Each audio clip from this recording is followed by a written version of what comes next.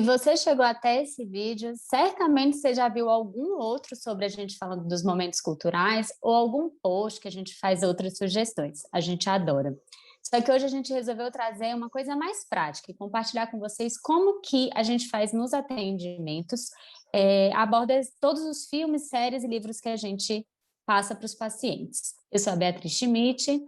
E eu sou a Amanda Said.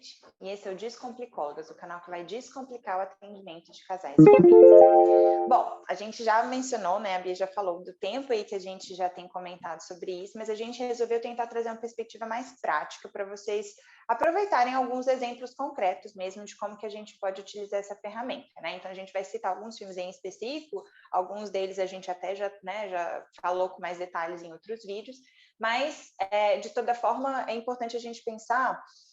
Acho que um primeiro aspecto é que os filmes, né, ou todas essas sugestões culturais, elas são abordagens que nos permitem ter uma perspectiva diferente sobre o mesmo fenômeno, né? Então, não só para a gente enquanto terapeutas, mas também as famílias acabam vendo aquela mesma situação com o olhar, né, ou do ponto de vista de outros personagens mesmo, né? É como se fosse realmente um espelho ali. E isso facilita a empatia, né? Facilita até a autopercepção, um olhar autocrítico. Então, acho que esse é um Uhum. primeiro motivo pelo qual a gente escolhe usar também esses recursos. A gente, em geral, passa filme ou série porque é justamente uma oportunidade do casal ver junto, então já é ali um momento que a gente pode passar deles estarem juntos fazendo alguma atividade, e também depois discutir sobre elas, né, ver o que que eles se identificaram, enfim, conversar depois do filme, então já é uma tarefa aí que pode gerar Dupla. vários desdobramentos legais. E Verdade. aí, geralmente, a gente consegue, inclusive, sair dessa posição do saber, né? Então, assim, a gente não está ali para dar aulas e falar, ó, o relacionamento de vocês funciona assim, assim, assado. Então, o filme é uma oportunidade deles conseguirem entrar em contato com, às vezes, temas que são difíceis de ser falados, que a gente consegue perceber, né? Só que não é a gente que está falando, né? É um filme que está fazendo esse espelho, esse papel, e aí a gente sai dessa posição de que sabe, de transmitir para eles, e eles mesmos, né, vão ter esse momento de entrar em contato com todas aquelas questões. E aí, normalmente, a gente escolhe temáticas que são abordadas nessas sugestões parecidas com as temáticas que também a gente tem trabalhado, ou pelo menos que tem alguma função provocativa, né? Pode ser que não seja diretamente relacionado, mas que de alguma forma gere algum incômodo, né? Alguma sensação que acrescente ali no na nossa trajetória clínica, né?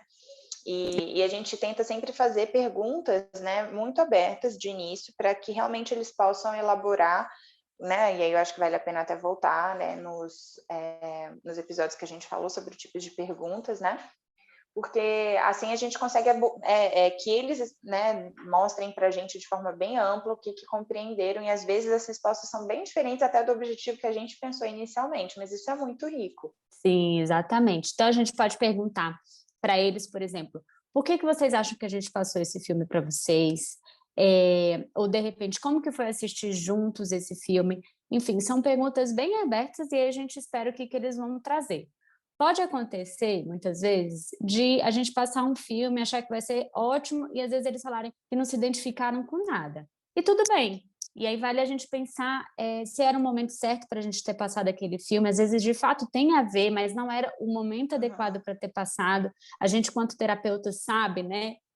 Às vezes acontece, tantas vezes a gente falar uma coisa para o paciente, aí depois, um tempo depois, um amigo falar a mesma coisa, e aí a pessoa falar, olha, o fulano falou tal coisa. É, E aí a gente fala, não falei no momento certo, né? Então, às é. vezes acontece, da gente, né, não ter passado no momento certo o filme. Em outros momentos, eles podem dizer que várias fichas caíram a partir, né, do que eles assistiram, e aí fizeram várias reflexões diferentes. E também acontece deles voltarem na próxima sessão dizendo que não assistiram o filme, né, Amanda? Exatamente. Acho que a gente pode, inclusive, ter algumas perguntas mais diretas na manga, até para abordar a forma disso, assim, né? Então, não só o que acharam do filme, ou então não viram o filme, mas a gente perguntar quem é que coordenou, né? Sei lá, às vezes procurar o filme, ou quem que marcou com a família, que aquele seria o momento de fazer o filme, né? O que foi mais fácil, o que foi mais difícil para conseguir ou não conseguir realizar essa tarefa, assim, né? Coisas que têm muito mais a ver até com a dinâmica relacional que o filme permite, né, ou proporciona, do que exatamente com o filme, né? Então tem essa tarefa da gente, que é um pouco do que a gente faz quando a gente propõe tarefas ali no consultório, né? Não é só a colagem, o resultado da colagem que a gente quer ver, mas a forma como eles vão fazer essa colagem, né? Então a gente não vai estar em casa para ver como que eles vão assistir o filme, mas a gente pode também indagar, né, e ficar sabendo disso através do relato deles. E aí é isso, assim, o filme, as tarefas que a gente passa para casa são uma oportunidade deles estenderem, né, para além da terapia, esse exercício aí no dia a dia, né, da rotina mesmo, de tentarem fazer diferente algumas coisas. Então, uma ótima oportunidade para isso, para além do filme em si, são essas tarefas.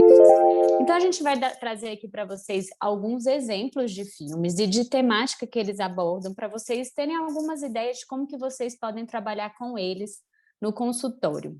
Bom, a gente pensou primeiro num dos primeiros filmes que a gente passou, né, que é A Marcha dos Pinguins, é um documentário. E, bom, a gente já falou sobre ele, né, que traz essa perspectiva de coparentalidade, quer dizer, não traz a perspectiva de coparentalidade porque é um documentário sobre pinguins, mas a gente pode provocar, né, e expandir, pensar um pouco sobre essa divisão de tarefas mesmo em caso de divórcios, né, que foi o caso que a gente teve. E, no caso, a gente pediu para que eles escrevessem respondendo essa pergunta. Por que vocês acham que a gente passou esse filme, né? E acho que, então, a gente pode mediar a leitura dessas perguntas num outro momento, com os dois juntos em sessão, para que a gente possa, a partir do que eles escreveram, discutir, então, esse assunto da coparentalidade, né? Então, a gente não deu nenhuma informação adicional, só realmente recomendou o filme e pediu para eles fazerem esse registro por escrito. Depois vocês podem assistir, mas o filme ele aborda exatamente o cuidado tanto do pai quanto da mãe nos cuidados com o bebezinho pinguim, que ainda é um ovinho, assim, né? Uhum. Então, quando a gente fala da coparentalidade, é justamente isso. E aí pode ser casal divorciado ou casal que tá junto, assim, né? Isso precisa existir em qualquer casal que tem filhos. Bom, o outro filme que a gente pensou foi A História de um Casamento, para a gente falar sobre como a construção do relacionamento foi acontecendo até que chegou ao término dele, né? Então, muita gente fala assim, mas esse filme é sobre casamento, sobre separação, é sobre casamento, né? Mostra ali como que foi a história deles.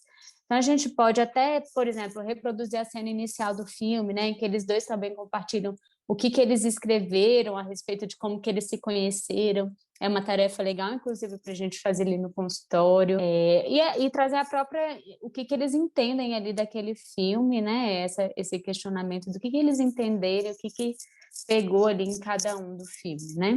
E aí quando você está falando de trecho, acho que é importante a gente resgatar a dimensão que é possível a gente fazer dois movimentos complementares, né? Um que é realmente passar o filme para que eles vejam em casa, e aí depois em atendimento a gente produzir trechos, né, desse filme para comentar aspectos específicos ou para serem gatilhos, né, disparadores aí de discussões.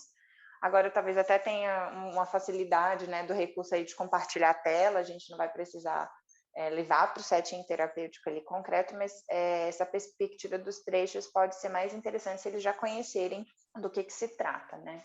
E já ter feito essa discussão prévia, né, mais ampla do que eles identificaram, do que eles acharam, né? Então é sempre importante começar do macro para depois a gente focar em determinados aspectos, justamente para a gente não ficar nessa posição do saber, né? O detentor do saber.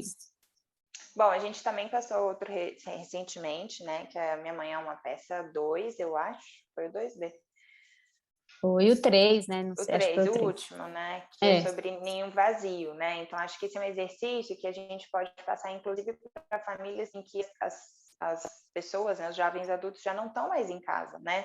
Também pode ser um exemplo de como a gente pode proporcionar para que a família também perceba, né? Que eles podem ter momentos agradáveis e de conversa, de lazer juntos, mesmo não estando mais morando no mesmo lugar. Então, fora a própria discussão do tema do filme, né? Dessa coisa aí né, dessa transição aí, desse ciclo de vida, eles também podem concretizar ali esses reencontros. Sim. Outro filme que a gente lembrou aqui foi um filme chamado As Confissões de Schmidt.